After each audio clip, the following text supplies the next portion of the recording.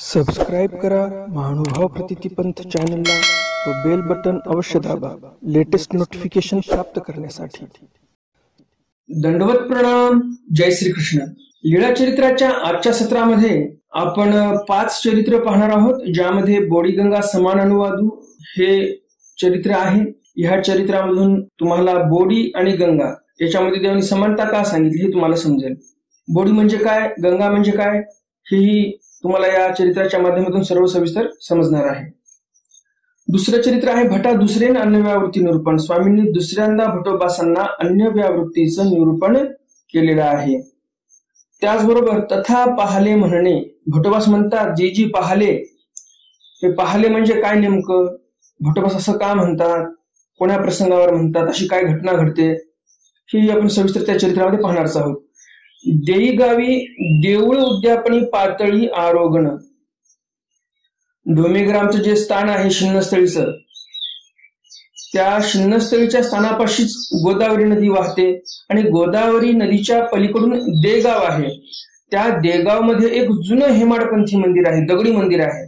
तर त्या दगडी मंदिरामध्ये स्वामी पातळ टाकून म्हणजेच पत्रवाळी टाकून जेवायला बसले होते असं स्वामी सांगतात। आणि मग त्यावर उमाईसा काय म्हणतात, मग उमाईसाला काय शिक्षा पण देव करतात हे पाहण्यासारखं आहे। कारण स्वामी म्हणतात आम्ही त्या मंदिराच्या उद्यापनाला बसलो तिथे जेवायला, आणि ते मंदिर जे आहे ते मंदिर 300 वर्षापूर्वी बांधलेलं होतं। म्हणजे 300 वर्षापूर्वी स्वामीच्या काळात, बरं का, स्वामी ज्या काळात हे बोलत आहेत त्या काळामध्ये त्या मंदिराला 300 वर्ष झालेली होते बांधून, आणि स्वामी तेच म्हणत आहेत की आम्ही 300 वर्षापूर्वी इथे जेवायला आलो होतो। आणि आता स्वामींनाच जवळजवळ 800 वर्ष झालेली आहेत। तर 800 आणि 300 बघा तुम्ही किती वर्ष होत आहेत, 1100 वर्ष होऊन गेले। आणि ते देगावचं मंदिर आताही जशास तसं आहे। थोडंसं आपल्या लोकांच्या दुर्लक्षितपणामुळे थोडंसं त्या मंदिरावर झाडं फुटलेली आहेत, कुठे भेगा पडलेल्या आहेत असं झालेलं आहे, परंतु आताही सुस्थितीत ते मंदिर आहे। तर ते सविस्तर आपण चरित्र पाहणारच आहोत। नेमकं कसं प्रकरण आहे ते, स्वामी त्यांना काय शिक्षा पण करतात औसांना हे पाहणारच आहोत समोर। आणि आजच्या सत्रातील शेवटची लीळा म्हणजे सरा गणपती अपयोप्रती कुष्ठहरणी अनुसरण कथन। या चित्रातून तुम्हाला हे समजणार आहे की संन्यास घेणं किती महत्वाचं आहे। बरेच जण आता काही अशी खूळ उठवतात, असा बुद्धिभेद करण्याचा प्रयत्न करतात वास्तविक मंडळीचा, की संन्यास घेण्याची काही आवश्यकता नाही, अनुसरण घेण्याची काही गरज नाही। परंतु तशा त्या अर्धवट ज्ञानी लोकांसाठी हे चरित्र आहे। स्वामी या चरित्रात स्पष्टपणे सांगतात संन्यास घ्यावाच लागतो। हे जे आताचे जे अर्धवटराव निघालेले आहेत, जे म्हणतात संन्यास घेण्याची काही गरज नाही, संन्यास घेण्याची गरज नाही, त्यांच्यासाठी एक मोठी चपराक आहे हे स्वामींचं चरित्र म्हणजे। तर हेही चरित्र आपण सविस्तर पाहणारच आहोत। कालच्या सत्रामध्ये मी प्रश्न विचारला होता, अन्य वार्तेपेक्षा निद्रा चांगली, अन्य वार्ता करण्यापेक्षा झोपलेलं बरं असं स्वामी का निरूपण करतात भक्तजनांना, कालचा हा प्रश्न होता। तर या प्रश्नाचं नेमकं उत्तर काय हे आपण सर्व व्हिडिओच्या शेवटी पाहणारच आहोत। तर नेहमीच्याच प्रमाणे तुम्हाला आजही हे ज्ञान सत्र नक्कीच आवडणार आहे, आणि त्यामुळे लगेचच्या व्हिडिओला लाईक करा, जास्तीत जास्त आपल्या वासनिक मंडळीपर्यंत हा व्हिडिओ शेअर करा, म्हणजे त्यांनाही या ज्ञानाचा लाभ होईल। तर जास्त उशीर न करता चला तर आज काही नवीन ज्ञानार्जन करूया। दंडवत हो। मी ईश्वरदास महानुभाव सर्वांचं स्वागत करतो आपल्या महानुभाव प्रतितीपंथ या युट्यूब चॅनलमध्ये। आजच्या या ज्ञान सत्रातील लीळा क्रमांक आहे लीळा चरित्र उत्तरार्ध, लीळा क्रमांक 208। बोडी गंगा समान अनुवादू। बोडी गंगा समान आहे असा अनुवाद स्वामी करतात। बोडी कशाला म्हणतात? बोडी म्हणजे रस्त्याच्या कडेला साचलेलं एक पाण्याचं डबकं, आणि गंगा म्हणजे काय हे तर काय तुम्हाला सांगायची आवश्यकता नाही। तर ते रस्त्याच्या कडेला साचलेलं पाण्याचं डबकं आणि गंगा या दोन्ही ठिकाणचं उदक महात्म्यासाठी समान असायला पाहिजे। त्यामध्ये छी थू घाण चांगलं असं करायची आवश्यकता नाही असं स्वामी सांगतात। नेमका काय प्रसंग होता आणि कशामुळे स्वामी असं निरूपण करतात भक्तजनांना ते समोर पाहूया। गोसावियांसी डोमेग्रामी अवस्थान। स्वामींना डोमेग्राम येथे अवस्थान होतं। यमळार्जुना तळी आसन असे। यमळार्जुनाचं जे झाड होतं त्या यमळार्जुनाच्या झाडाच्या खाली देव बसलेले होते। तव गोसाविया पासी कहणी एक भक्ती जणे वाद करीत होते. स्वामी ज्यावेळेस त्या यमराजाच्या झाडाखाली बसलेले होते त्यावेळेसच स्वामींजवळ जे भक्तजन बसलेले होते ते वाद करत होते. कोण्या विषयावर? एक म्हणती भगीरथी उत्तम, एक म्हणती गौतमी उत्तम. एक जण म्हणायला लागलं की भगीरथ जे ऋषी होऊन गेले, हे जे भगीरथ ऋषी होते ते पहिलं राजा होते, क्षत्रिय होते आणि त्यांनी जे गंगा आणलेली आहे ते उत्तम आहे असं एक जण म्हणत होतं. आणि एक जण म्हणत होतं गौतमी उत्तम, म्हणजे गौतम ऋषींनी जे गंगा आणलेली आहे म्हणजेच गोदावरी, जे आपल्या महाराष्ट्रातून गोदावरी वाहते ती गोदावरी गौतम ऋषीने आणलेली आहे, म्हणून गोदावरीला पर्यायवाची शब्द गौतमी असं पण वापरतात. आणि जी उत्तर प्रदेशमध्ये गंगा नदी वाहते तिला भगीरथी पण असं बोलतात, भागीरथाने आणली म्हणून. तर अशा या दोन नद्या ज्या आहेत, या दोन नद्यामध्ये या भक्तजनांची होड लागली होती की नाही हे उत्तम ते उत्तम ते उत्तम, असा वाद चालू झालेला होता. काही भक्तजन म्हणत आहेत भगीरथी उत्तम आहे, काही भक्तजन म्हणत आहेत गौतमी उत्तम आहे. यावरी भटी म्हणितले, यावर भट्टोबास म्हणतात आगा गौतमी उत्तम, गौतमी चेते ब्रह्मोदक. भट्टोबास काय म्हणतात, अरे तसं काही नाही, तुम्ही असं म्हणू नका की हे श्रेष्ठ आहे ते श्रेष्ठ आहे. नेमकी कोणती नदी श्रेष्ठ आहे ते मी सांगतो तुम्हाला. भट्टोबास म्हणतात गौतमीचे ते ब्रह्मोदक आहे आणि म्हणून गौतमी उत्तम आहे. गौतमी म्हणजे गोदावरी, गोदावरीचं जे उदक म्हणजे पाणी आहे ते ब्रह्मोदक आहे. कशामुळे? कारण गौतम ऋषी हे ब्राह्मण कुळातील जन्माला आलेले होते आणि म्हणून भट्टोबासांना वाटते ब्राह्मणाने आणलेली ही नदी आहे तर ही उत्तम आहे. आणि भगीरथीचे ते क्षेत्रोदक, आणि जे भगीरथी आहे जी उत्तर भारतातील गंगा आहे ती गंगा क्षेत्रोदक म्हणजे क्षत्रियाने म्हणजे भगीरथाने आणलेली आहे, ते क्षत्रिय होते. तर ते क्षेत्रोदक असल्यामुळे ते उत्तम नाही, तर ब्रह्मोदक असलेली ही गोदावरी जी आहे ते उत्तम आहे असं भट्टोबास म्हणतात. आणि येतुकेनी ते उगेची राहिले, आणि एवढ्याने ते गप्प बसतात. तर मग खरंच हे भट्टोबास म्हणलेलं बरोबर आहे का? ब्राह्मणाने आणलेलं उदक श्रेष्ठ, क्षत्रियाने आणलेलं उदक हे कनिष्ठ, हे बरोबर आहे का? यावर स्वामी समोर बोलतात. यावरी सर्वज्ञ म्हणितले, यावर स्वामी म्हणतात वानर्या तुम्ही महात्मे किंगा, तुम्हा बोडी गंगा समानाची होवावी किंगा. स्वामी वानर्याला म्हणतात अरे भले माणसं हो तुम्ही, अजूनही तुमच्या मनातला विकल्प गेला नाही, तुम्ही महात्मे आहात आणि महात्म्याला बोडी म्हणजे डबक्याचं पाणी आणि गंगेचं पाणी समान असायला पाहिजे. आणि तुम्ही काय धरून बसलात की क्षत्रियाने नदी आणली ती श्रेष्ठ किंवा ब्राह्मणाने नदी आणली ती श्रेष्ठ. तुम्ही महात्मे आहात, तुम्ही कशाला या फांबल्यामध्ये पडता, तुम्ही कशाला या झंझटीमध्ये पडता? तुमच्यासाठी सर्व समान असलं पाहिजे. समानाची व्हावी किंगा म्हणतात बोडी आणि गंगा. स्वामींनी कशी तुलना केली बघा.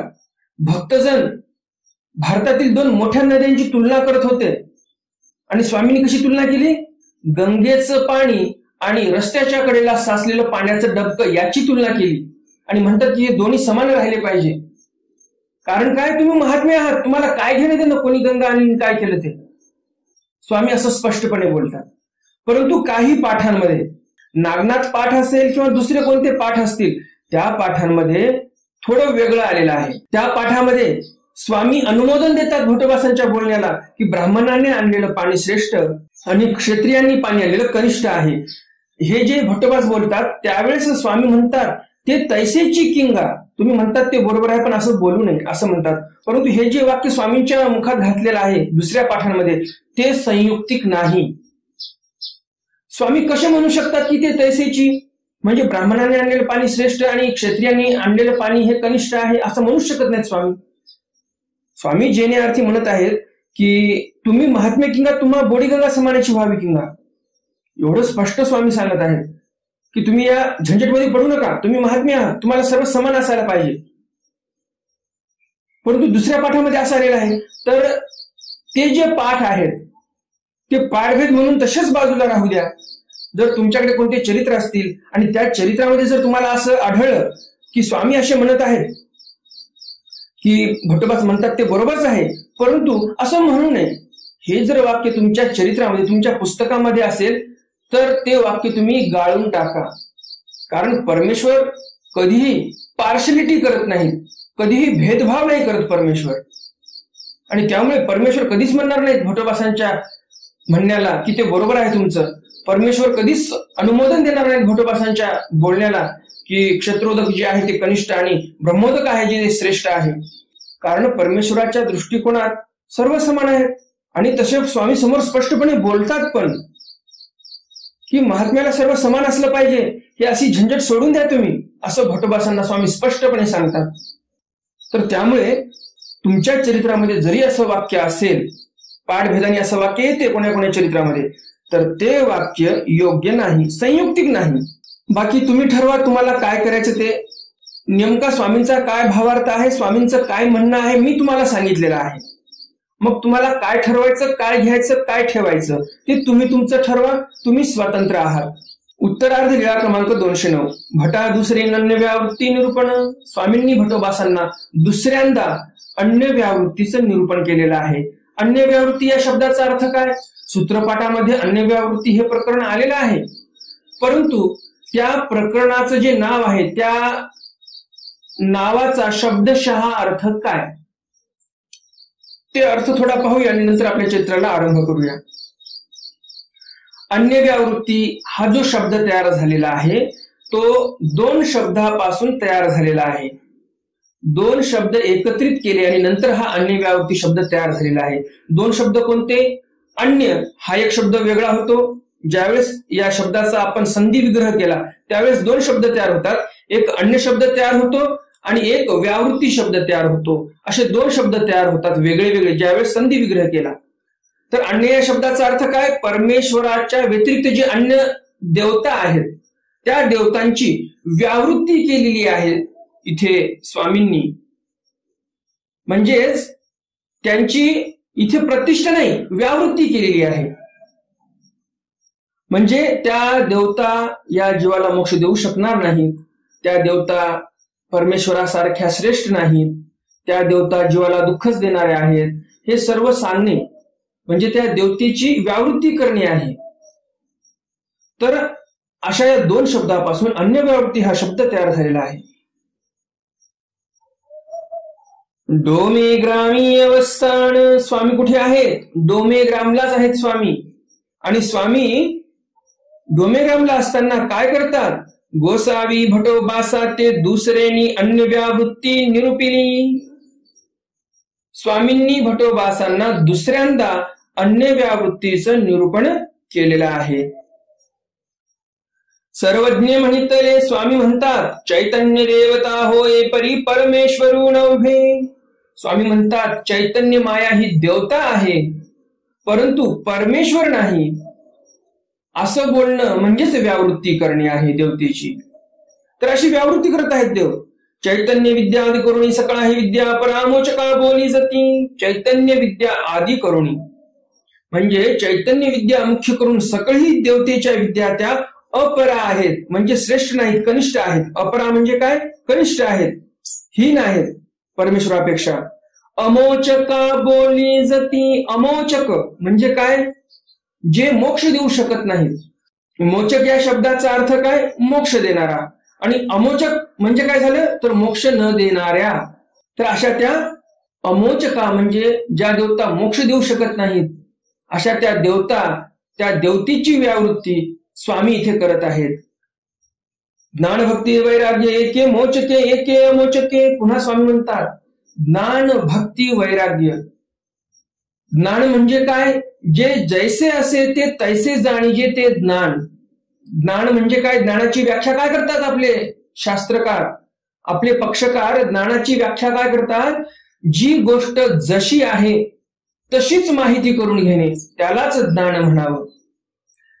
रस्त्यामध्ये दोर पडलेला आहे तर त्याला दोरच म्हणणे त्याला ज्ञान म्हणतात. परंतु अंधारी रात्र आहे, दोर पडलेला आहे, तुम्हाला व्यवस्थित दिसलं नाही, तुम्ही म्हणत आहात साप आहे ते, तर त्याला ज्ञान नाही म्हणत, त्याला अन्यथा ज्ञान म्हणतात. तर ज्ञान म्हणजे काय? जे जैसे असे ते तैसे जाणीजे ते ज्ञान. तुम्हाला लक्षात राहत नसेल तर एका वहीवर लिहून घ्या, जे तुम्ही वही केलेली आहे आध्यात्मिक विषयावर तुम्ही ज्या वहीमध्ये लेखन करता, ज्या वहीमध्ये तुम्ही लिखाण करता, त्या वहीमध्ये हे तुम्ही लिहून घेऊ शकता. भक्ती म्हणजे काय? परमेश्वराला अंतःकरणामध्ये आठवणे, ध्यान करणे, ती भक्ती आहे. वैराग्य म्हणजे काय? तर बाह्य जे लोकांना दिसते, तुम्ही भिक्षा मागत आहात, तुम्ही स्थानापतीच्या ठिकाणी जात आहात, जे प्रापंचिक वासनिक मंडळी आहे ते जे काही स्थानापतीला जातात, कुठे पंगत पाणी करतात, कुठे संकल्प सोडत आहेत, कुठे झाडपूस करत आहेत कोण्या मार्गात जाऊन, तर हे जे दिसणारं कार्य आहे त्याला तुम्ही वासनिक मंडळीचं वैराग्य म्हणू शकता. आणि खरं वैराग्य कोणतं? जे संन्यास घेतलेले आहेत, जे संन्यास घेतलेले आहेत, ज्यांच्या मनामध्ये विरक्ती आलेली आहे. वैराग्याची व्याख्या काय करतात स्वामी? स्वामींच्या मुखातील व्याख्या आहे बरं काही. इहा मूत्र फलोपभोग विरागो वैराग्यम. ज्या माणसाच्या मनामध्ये विरमता आलेली आहे, जे इहलोकीतील जे काही श्रेष्ठ भोग आहेत त्यावरही हा व्यक्ती विरमलेला आहे, म्हणजे त्याला ते उपभोग नकोशे वाटतात, आणि देवतापैकीचे जे फलोपभोग आहेत तेही नकोशे वाटतात, त्यावरही हा विरमलेला आहे साधक. संन्यास घेतलेला साधक जो आहे तो विरमलेला आहे, देवतापैकीच्या फळावर पण आणि इहलोकीच्या उपभोगावर पण तो विरमलेला आहे. त्याला वैरागी म्हणावं. काय म्हणतात स्वामी? इहा मूत्र फलोपभोग विरागो वैराग्यम. ही वैराग्याची व्याख्या आहे स्वामींनी केलेली. तर एके मोचके म्हणजे एक ज्ञानभक्ती वैराग्य आहे, जे मोचक आहे म्हणजे मोक्ष देणार आहे. एके अमोचके, एक ज्ञानभक्ती वैराग्य असा आहे जे अमोचक आहे, म्हणजे या जीवाला मुक्त करू शकत नाही या भवबंधनातून आणि मोक्ष देऊ शकत नाही. ते ज्ञानभक्ती वैराग्य कोणाचं आहे? ते आहे देवतेंचं. तुम्ही देवतेंची कितीही भक्ती करा, ज्ञानयुक्त भक्ती करा, ज्ञानयुक्त वैराग्य करा, देवतापैकीच तुम्हाला कधीही त्या मोक्ष देऊ शकत नाहीत. अशी व्यावृत्ती परमेश्वर इथे त्या देवतेंची करत आहेत. आणि हे लक्षात असू द्या व्यावृत्ती, कारण तुमच्या हे लक्षात असेल तरच तुम्ही देवतेपासून परावृत्त होऊन परमेश्वराची भक्ती करू शकता. नाहीतर तुम्हालाही एखाद्या वेळेस वाटू शकते, चला सर्व लोक जात आहेत त्या शेगावला, आपणही जाऊया, किंवा शिर्डीला, चला आपणही जाऊया. तर असं तुमचं होणार नाही जर तुम्ही हे स्वामींचं निरूपण लक्षात ठेवलं तर. चैतन्यादी देवतांची अमोचके, चैतन्यादी जे देवता आहेत 81 कोटी 1,10,00,000, त्या सकळ देवतेंचे जे काही अंतर्याग बहिर्याग आहेत ते अमोचके आहेत, म्हणजे तुम्हाला मुक्त करणारे नाहीत, तुम्हाला त्या कधीच मोक्ष देऊ शकत नाहीत. चैतन्य फळ आदी करुणी सकळ ही फळे च्युती म्हणते. चैतन्य फळ आदी करुणी म्हणजे चैतन्य फळ मुख्य करून सकळ ही जे काही देवतेंची फळे आहेत ते च्युती म्हणते आहेत, म्हणजे त्या फळांपासून तुमचं पतन होते, तुम्ही खाली येता पुण्याई संपल्यानंतर, त्यालाच च्युतिमंत असं बोलतात. चैतन्यापर परमेश्वर पाविजे ते अच्युत पद बोलिजे. चैतन्यापर म्हणजे चैतन्य मायेच्या पर म्हणजे पलीकडे जो असा परमेश्वर आहे, त्या परमेश्वराचं पद जर तुम्ही प्राप्त केलं तर त्याच पदाला तुम्ही अच्युत पद बोलू शकता. म्हणजे तिथून तुम्हाला कधीही परमेश्वर खाली ढकलून देणार नाही, तुमचं तिथून कधीही पतन होणार नाही. असं शाश्वत पद आहे परमेश्वराचं, असं ते अच्युत पद आहे परमेश्वराचं, जिथे तुम्ही गेल्यानंतर तुम्हाला कधीही पुन्हा नरकात यायचं काम पडणार नाही. परमेश्वर तुम्हाला स्वतः जवळच ठेवतील आणि कधीही तुम्हाला दूर करणार नाहीत. तर अशा प्रकारे स्वामींनी इथे काय केलं लक्षात असू द्या. पहिलं अन्याची व्यावृत्ती केली, म्हणजे सकळ देवतांची व्यावृत्ती केली. काही कामाच्या नाहीत देवता असं सांगितलं. त्यांचं तुम्ही कितीही ध्यान करा, भक्ती करा, वैराग्य करा, त्याचं कितीही ज्ञान प्राप्त करा, ते तुम्हाला कधी मोक्ष देऊ शकत नाहीत, अशी व्यावृत्ती केली. आणि नंतर मग पराची प्रतिष्ठा केलेली आहे. म्हणजेच काय केलं? परमेश्वराची प्रतिष्ठा केली, म्हणजेच परमेश्वरच तुम्हाला उद्धरू शकतो असं स्वामींनी इथे स्पष्ट सांगितलं. म्हणजेच इथे पराची म्हणजे परमेश्वराची प्रतिष्ठा केलेली आहे. अन्याची व्यावृत्ती केली आणि परमेश्वराची प्रतिष्ठा केलेली आहे स्वामींनी इथे या निरूपणाच्या माध्यमातून. पुढची लीळा आहे उत्तरार्ध लीळा क्रमांक 210. तथा पहाले म्हणणे. भटोबास स्वामींना पहाले म्हणतात. पहाले म्हणजे नेमकं काय समोर पाहूया सविस्तरपणे. गोसावी डोंबेग्रामी निरूपण करीत असती. स्वामी डोंबेग्राम इथे असताना निरूपण करत होते भक्तजनांना. एक दिवशी निरूपण केले तो पाहाले. एके दिवशी निरूपण चालू होतं आणि एकदम पाहाले. म्हणजेच काय झालं तर निरूपण रात्रीचं चालू होतं. संध्याकाळचा पूजावसर झाला, स्वामींची आराधना झाली आणि रात्रीचं ते निरूपण चालू झालेलं आहे 7-8च्या दरम्यान. तर रात्रभर निरूपण चालूच होतं. रात्रभर निरूपण चाललं. एवढं निरूपण स्वामींनी इथे नामदेवाचार्यांना केलेलं आहे. काय निरूपण केलं रात्रभर ते काही आलेलं नाही या चरित्रामध्ये, परंतु रात्रभर निरूपण केलं म्हणजे भरपूर काही स्वामींनी निरूपण केलेलं आहे हे निश्चित आहे. आणि असं निरूपण करत असताना भटोबासांनाही समजलं नाही कधी वेळ निघून गेली, कधी रात्र संपली. आणि भटोबास म्हणतात पाहाले. जी पाहाले म्हणजे रात्र झाली त्यावेळेस बाहेरचं काही दिसत नव्हतं आणि आता दिवस निघाला आणि बाहेर पाहतात जी पाहाले म्हणजे सर्व दिसत आहे बाहेर, म्हणजे दिवस निघालेला आहे. काय आश्चर्याची गोष्ट म्हणावी. असं भटोबास म्हणतात की रात्री निरूपण चालू केलं, रात्रभर मी तुमचं निरूपण ऐकलं आणि मला समजलंही नाही वेळ कशी निघून गेली आणि दिवसही निघाला. कमाल झाली. भट बाहेर आले तो पाहाले. भटोबास बाहेर येऊन पाहतात की खरंच दिवस निघाला का, तर खरंच दिवस निघालेला असतो. भटोबास आश्चर्यचकित होतात की असं कसं झालं.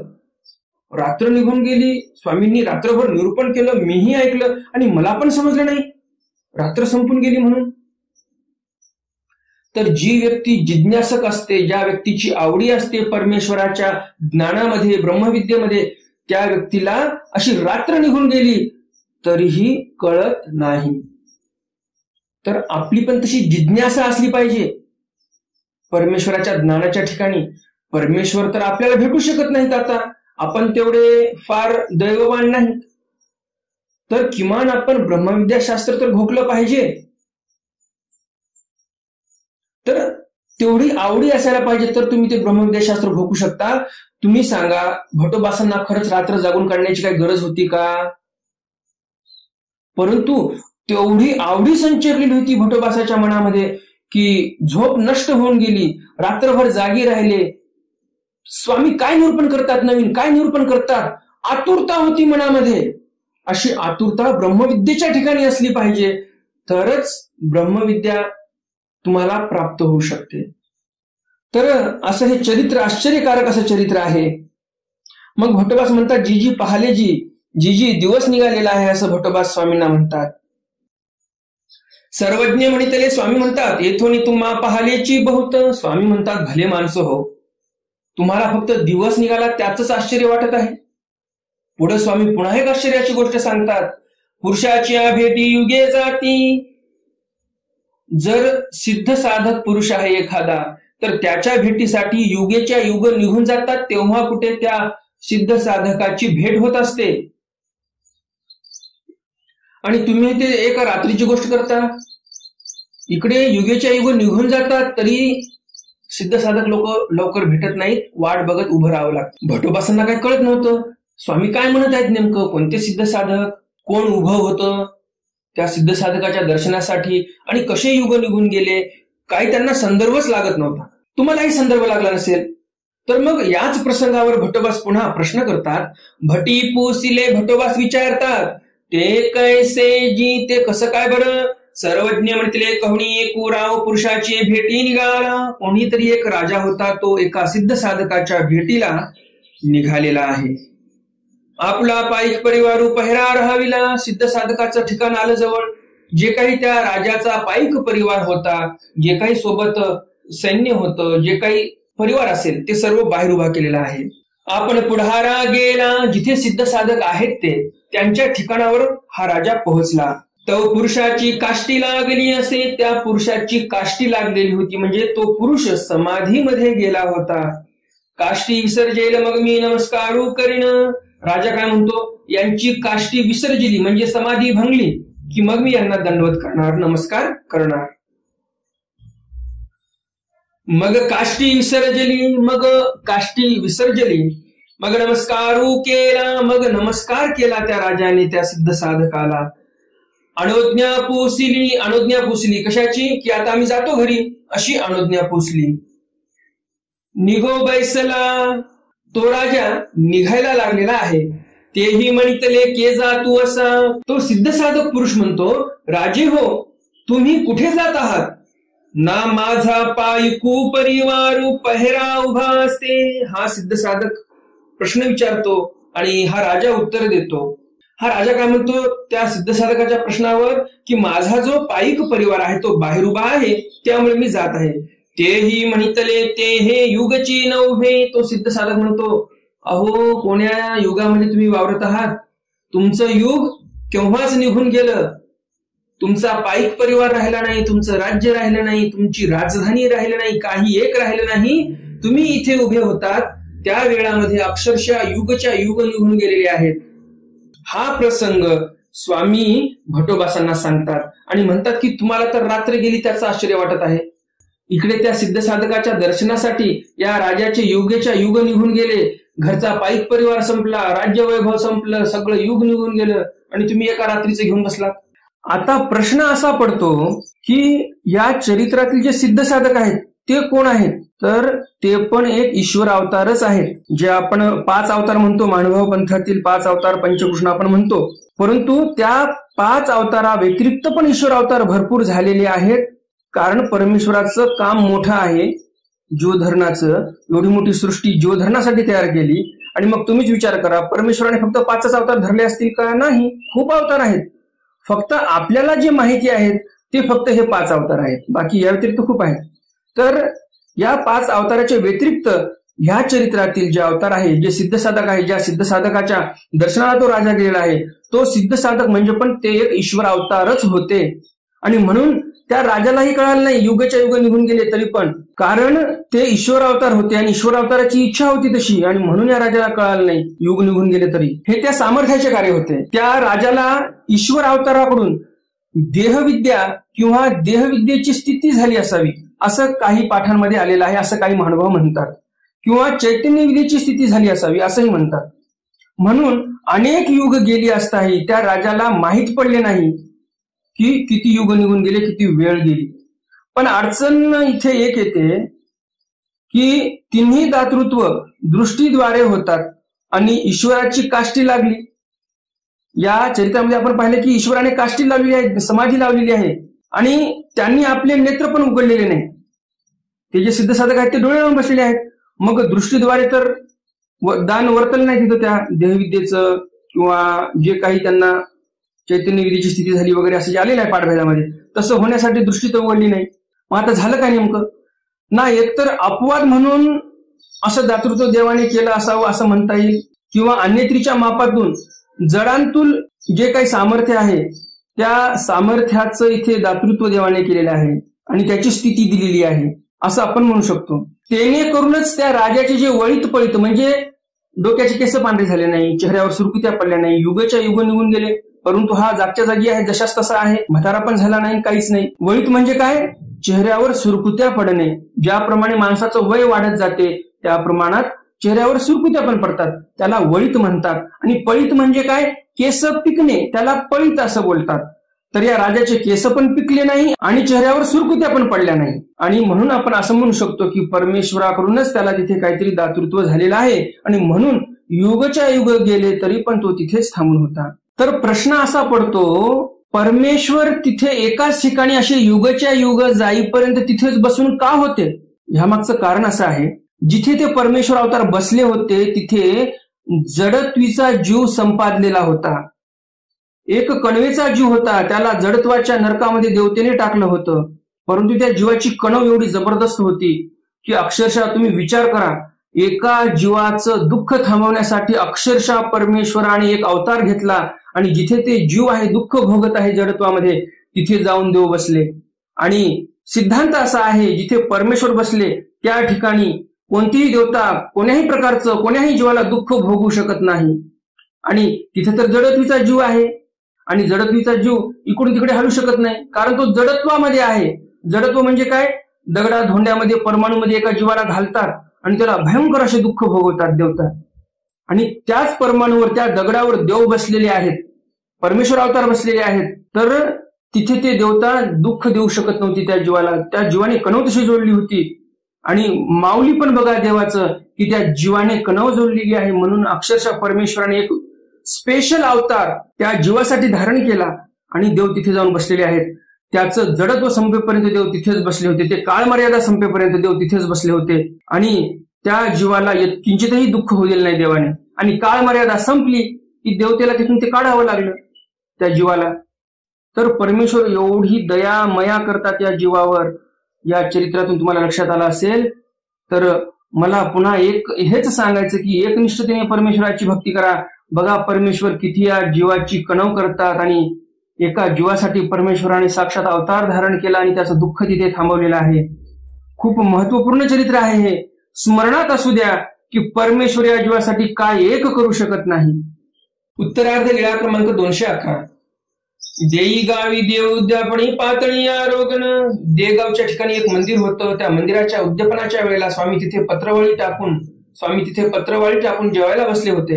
हे स्वामी सांगतात. गोसावी असी उद्याचा पूजावसर झाला. यानंतर गोसावी देई गावासी विहरणा विजय केले. स्वामींचा सकाळचा पूजावसर झालेला आहे. मग स्वामी देगावला गेलेले आहेत विहरणाला. ते देवळी असी गोसावी असी आसन झाले. ज्या देवळामध्ये देव पत्रवाळी टाकून जेवायला बसले होते त्या मंदिराच्या उद्यापनाच्या कार्यक्रमात ज्यावेळेस ते तिथे बसले होते जेवायला त्याच मंदिरात स्वामी गेलेले आहेत. आसन झाले. सर्वज्ञ म्हणितले जय या देवळाचे उद्यापन केले तर हे येथ पातळी घालणी जय बिले. स्वामी म्हणतात ज्यावेळेस या मंदिराचं उद्यापन झालं होतं, उद्घाटन झालं होतं, त्यावेळेस आम्ही इथे या कार्यक्रमामध्ये पातळी घालणी म्हणजे पत्रवाळी टाकून जेवायला बसलो होतो. असे गोसावी औसा पुढा सांगितले. असे स्वामी औसा समोर बोलतात. मग औसी गुरुवासी पुसले. लगेच औसा जाऊन त्या पुजाऱ्याला विचारतात, हाय रे या देवळासी कितीसे वरिखा झाली. औसांचं बोलणं कसं होतं पुरुषासारखं आणि म्हणून म्हणतात औसा, हाय रे या देवळाला किती वर्ष झालेली आहेत. आई झालीसे 3. तो पुजारी म्हणतो आई झालीसे 3. किती झाली. से म्हणजे 100. किती 100 तर 3 म्हणजे 300 वर्ष या मंदिराच्या उद्यापनाला झालेली आहे. मग गोसावी ते थोडी विजय केले. मग स्वामी तिथून निघून जातात. औसी म्हणू लागली 5-7 वरिखाचा पुरुष रे. मग औसा म्हणायला लागले अहो आमचे स्वामी म्हणजे 5-7 वरिखाचे पुरुष रे. म्हणजे 500 वर्षाचे आहेत आमचे स्वामी. आमच्या स्वामींचं वय किती आहे 500 वर्ष अशी औसा म्हणायला लागली. आणि पाठभेदाने असं आलेलं आहे 300 गुरुवे सांगितली दोन्ही औसी आपली घातली. गुरुवानं 300 वर्ष सांगितले होते आणि औसाने त्याच्यामध्ये 200 वर्ष स्वतःचे टाकले आणि मग म्हणते 500 वर्ष झाले आमच्या स्वामींना. किंवा पाठभेद दुसरा एक आलेला आहे की 500 गुरुवे सांगितली दोन्ही औसी घातली. म्हणजे 500 वर्ष सांगितले कुणी त्या पुजाऱ्याने सांगितले की या मंदिराला 500 वर्ष झाले आणि त्याच्यामध्ये 200 औसाने टाकले आणि म्हणत आहे आमचे स्वामी 700 वर्षाचे आहेत. तर असा पाठभेद आलेला आहे. ऐसे म्हणती तो कोणटावरी आली असं म्हणत म्हणत कोपऱ्यावर आली त्या मंदिराच्या. मग गोसावी तेथ उभे राहिले. मग स्वामी तिथे उभे राहतात. सर्वज्ञ म्हणते ऐसे न म्हणजे की नाही का. स्वामी म्हणतात नाही का असं म्हणू नये. लोक डांगुली वाय तरी आपणे अशी अविधी होय. लोकांनी जर डांगुली वाहिली तुमची थट्टा केली किंवा तुमचा उपहास केला तर आपणे अशी अविधी होय तर तुम्हाला अविधी होणार. कारण हे अशी थट्टा मस्करी किंवा उपहास करण्यासाठी कारणीभूत तुम्ही ठरत आहात आणि म्हणून तुम्हालाच दोष लागेल तो. मग ती योगीची राहिली. मग औसा गप्प बसतात. उत्तरार्ध लीळा क्रमांक 212. सराळा गणपती अपयो प्रति कुष्ठहरणी अनुसरण कथन. सराळा इथे गणपत अपयो प्रति स्वामी कुष्ठहरणाच्या संदर्भामध्ये अनुसरण कथन करतात. गोसावी सराळ्यासी विजय केले. स्वामी सराळ्याला गेले. नरसिंहाचा देवळी पट्टी शाळेवरी पंचरात्री अवस्थान झाले. सराळा या गावामध्ये नरसिंहाचं देऊळ होतं आणि त्या नरसिंहाच्या देऊळाच्या पट्टी शाळेवर स्वामी 5 रात्र राहिलेले आहेत. मग एक बुद्धी गणपती अपयोग गोसावी अशी उपहारा लागी विनिविले. मग एके दिवशी गणपत अपयोग स्वामींना विनंती करतात जेवणासाठी की आमच्या घरी तुम्ही या आणि आमच्या उपहाराचा स्वीकार करा. मग त्याचा आवारी गोसावी अशी मर्दना झाली. स्वामी गणपत अपयोगच्या आवारामध्ये गेले म्हणजे घरी गेले. तिथे स्वामींना मर्दना झाली म्हणजे चांगलं उठणं लावून तेल लावून मालिश झाली. मादणे झाले आंघोळी झाली. पूजावसर झाला. स्वामींचा पूजावसरही तिथेच झाला. आरोगण झाली. स्वामींची आरोगणाही तिथे झाली. गुळा झाला विडा झाला. स्वामींनी तिथे गुळा केला आणि विडाही घेतलेला आहे. मग तेही गोसावी आते विनिविले. मग त्यांनी स्वामींना विनंती केली जी माझे कुष्ठ गोसावी धाडावे. या गणपत अपयोंना कुष्ठ लागलेलं होतं, कुष्ठरोग होता आणि म्हणून हे गणपत आपयो स्वामींना विनंती करतात की जी जी कुष्ठ धाडावे, मला जे कुष्ठ झालेला आहे हा रोग गेला पाहिजे. सर्वज्ञ म्हणतील येथ अनुसरामा धाडी जेल. स्वामी म्हणतात तुम्हाला जर खरंच वाटत असेल तुमचा कुष्ठरोग पूर्णपणे बरा झाला पाहिजे तर तुम्हाला आमच्या ठिकाणी अनुसरण घ्यावं लागणार आहे, मगच आम्ही तुमचं जे कुष्ठ आहे ते पूर्णपणे नष्ट करू. जी जी गोसावी ऐसेची धाडीची तरी काही नवचे. गणपत आपयो पण हुशार होते. गणपत आपयो काय म्हणतात, जी जी तुम्ही एवढे मोठे परमेश्वर अवतार आहात, तुमच्याकडून अशक्य कोणतीही गोष्ट नाही, मग तुम्ही मला अनुसरण घेण्यासाठी कशाला भाग पाडता, कशाला अनुसरण घ्या म्हणता. ऐसेची धाडी तरी काही नव्हते. तुमच्या मनात आलंच आणि तुम्हाला वाटलं की संन्यास न घेताच याचं कुष्ठ नष्ट करावं, तर हे होऊ शकते. जाणार नाही का? नक्कीच जाईल. माझं कुष्ठ काही जाणार नाही का? स्वामींची इच्छा असल्यावर अनुसरण न घेता पण ते जाईल.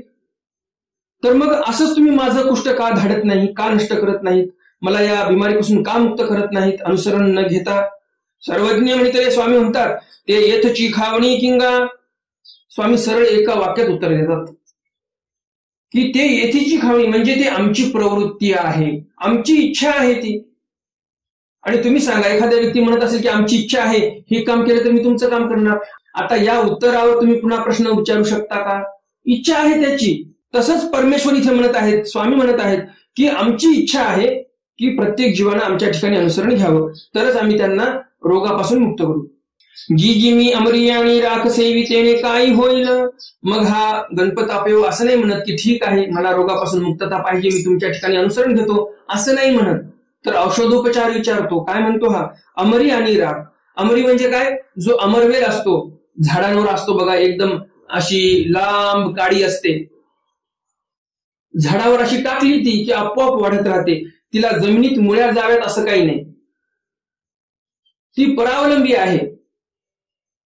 दुसऱ्या झाडांचा जे काही आहार आहे तो आहार ती घेत असते. तिला जे काही आवश्यक जीवन तत्व आहे, त्या अमरवेलला जे काही आवश्यक जीवनसत्व आहेत, ती जीवनसत्व त्या झाडापासून घेते, ज्या झाडावरती आहे. तिला त्या अमरवेलला जमिनीत मुळे असाव्यातच असं काही नाही, तुम्ही झाडावर टाकला तरी पण ती वाढत राहते. तर अशी ती अमरी म्हणजेच अमरवेल आणि राख मी सेवन करतो म्हणजे खात असतो किंवा लावत असतील अंगावर, ते त्यांचं त्यांना माहित. सेवन करतो म्हणजे काय, तर आपल्याला असं म्हणावं लागेल की ते खातच होते, ते अमरवेल कुटून त्याचा रस काढून तिच्यात थोडी राख मिक्स करून असं काही खात असतील, त्यांचं त्यांना माहिती पद्धत काय होती ती. तर त्याने काही होईल म्हणजे त्याने काय मला फरक पडेल का, असं गणपत आपयो स्वामींना प्रश्न विचारतात. सर्वज्ञ म्हणते प्रतिबंधेल पर्याधिक नव्हे. तुमचा जे कुष्ठरोग आहे तेवढ्यावरच थांबेल. ही जर औषधी घेतली तुम्ही तर कुष्ठरोग जिथल्या तिथे थांबेल, परंतु कमी होईल असं नाही, अधिक होणार नाही, वाढणार नाही तुमचा कुष्ठरोग, परंतु कमीही होणार नाही, आहे तेवढाच राहील, असं स्वामी उत्तर देतात. तर अशा प्रकारे हे पाचही स्वामींचे चरित्र तुम्हाला नक्कीच आवडले असतील. आणि अजून जर तुम्ही या व्हिडिओला लाईक केलं नसेल तर लगेच या व्हिडिओला लाईक करा, जास्तीत जास्त आपल्या वासनिक मंडळीपर्यंत हा व्हिडिओ शेअर करा, म्हणजे त्यांनाही या ज्ञानाचा लाभ होईल. तर आजच्या सत्रातील प्रश्न आहे, स्वामी गणपत आपयोंचं कुष्ठ स्वतःच्या सामर्थ्याने ठीक का करत नाहीत, नष्ट का करत नाहीत? स्वामी का म्हणतात अनुसरण घेतलंच पाहिजे? आणि हे जे चरित्र घडलेलं आहे हे आपल्या सर्वांसाठी पथदर्शक आहे, मार्गदर्शक आहे. आपण संन्यास घेतलाच पाहिजे.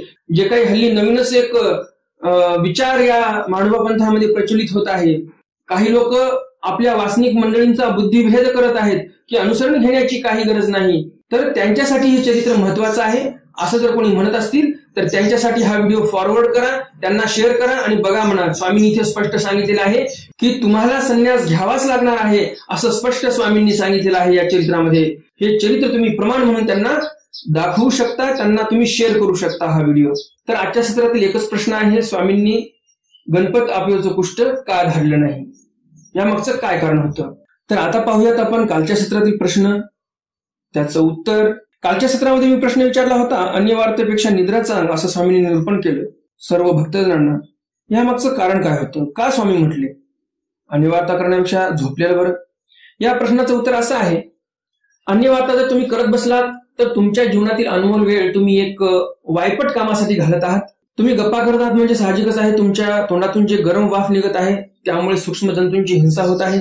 ईश्वराचं विस्मरण होत आहे तुमच्याकडून. ईश्वराचं स्मरण होत नाही, विस्मरण होत आहे. म्हणजे तुम्ही ईश्वराला विसरलात आणि अन्य गप्पांमध्ये रत झालेले आहात. म्हणजे त्यामध्ये घाटाच घाटा आहे तुमचा. एकतर हिंसा करत आहात आणि ईश्वराला तुम्ही विसरून गेलेले आहात.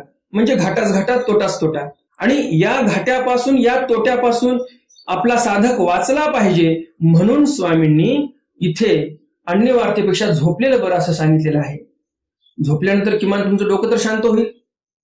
पुढचा विधी करण्यासाठी तुम्ही सक्षम तर व्हाल. आणि झोप पण किती घ्यायची?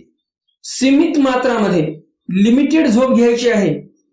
नाहीतर देवाने सांगितलं झोपायला, दुपारचं जेवण केलं, 1 वाजता झोपले, उठले संध्याकाळी 6 वाजता, अशी झोप घ्यायला सांगितलेली नाही स्वामींनी. नाहीतर मग अर्थाचा अनर्थ होऊन जाईल. तर स्वामींनी झोप किती घ्यायला सांगितली?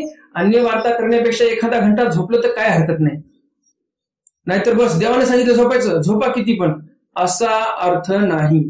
तर भेटूया उद्याच्या सत्रामध्ये स्वामींच्या काही नवीन चरित्रासह, ज्यामध्ये माळेकराचा दृष्टांत स्वामी निरूपण करणार आहेत. टाकळीला स्वामींचा डो विसरून जातो तुपाचा, निवासाहून येता रात्री घोगरगावी स्वान धवण करवणे, हेही चरित्र खूप सुंदर आहे. तर अशा प्रकारे आपण उद्याच्या सत्रामध्ये बरेच चरित्र पाहणार आहोत. आणि आजच्या सत्रामध्ये जे शेवटचं चरित्र झालेलं आहे ते चरित्र कुठलं आहे? सराळ्याचं आहे, हे लक्षात असू द्या. आणि त्या अगोदरचं चरित्र कुठलं आहे? देगावचं आहे. तर डोमेग्रामच्या व्यतिरिक्त 2 गावाचं चरित्र आज झालेलं आहे. देगावच्या ठिकाणी जे काही स्थान आहे त्या स्थानावरचं चरित्र आपण पाहिलं, देवाचं काय लीळा झाली ती. आणि सराळ्याचं जे स्थान आहे त्या स्थानापाशी जी लीळा घडली तेही आपण चरित्र आज पाहिलेलं आहे. सराळ्याचं स्थान सध्या आपल्याला उपलब्ध नाही, एवढं लक्षात असू द्या. नाही तर तुम्हाला असं वाटेल की कुठे आहेत स्थाने, नरसिंहाची पट्टीशाळा कुठे आहे आणि सराळेकार गणपती बाप्पांचा वाडा कुठे आहे हे पाहत बसणार तुम्ही. तर ते स्थान सध्या उपलब्ध नाहीत, ते तुम्हाला मिळणार नाहीत. तर भेटूया उद्याच्या सत्रामध्ये स्वामींच्या काही नवीन चरित्रासह. तोपर्यंत दंडवत प्रणाम. जय श्रीकृष्ण. दंड